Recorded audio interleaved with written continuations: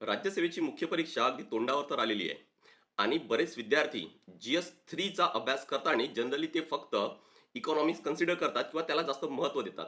पण जर तुम्ही सिलेबस जर चेक केला आणि त्यावर विचारून जर प्रश्न जर चेक केलेत, तर तुमच्या एक क्लिअर लक्षात येईल की इकॉनॉमिक्सचा सिलेबस मोठा आहे.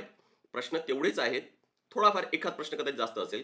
पण इतर जे छोटे-छोटे घटक आहेत त्यांचा सिलेबस लहान आहे आणि प्रश्नांची संख्या सुद्धा ऑलमोस्ट तेवढीच आहे. त्यापैकीच एक म्हणजेच काय तर सायन्स अँड टेक्नॉलॉजी.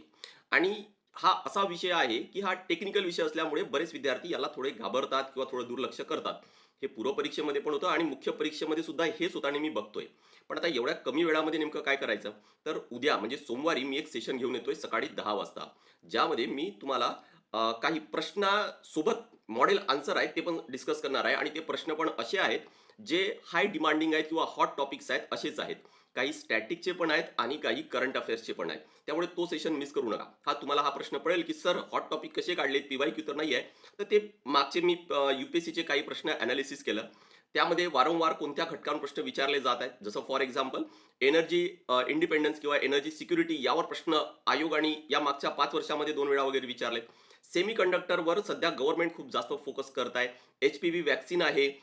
यावर्षी खूप जास्त त्याला विरोध झालेला आहे. गव्हर्नमेंटने ते सुरू केलं आता आणि त्याला विरोध होतोय म्हणून. त्यामुळे असे टॉपिक आपण तिथून उचलणार आहोत. त्यावर प्रश्न नेमके कसे विचारले जाणार आणि मॉडेल आन्सर सुद्धा मी तुम्हाला तिथं प्रोव्हाईड करणार आहे. त्यामुळे सोमवारी सकाळी 10 वाजता हा सेशन असेल, मिस करू नका.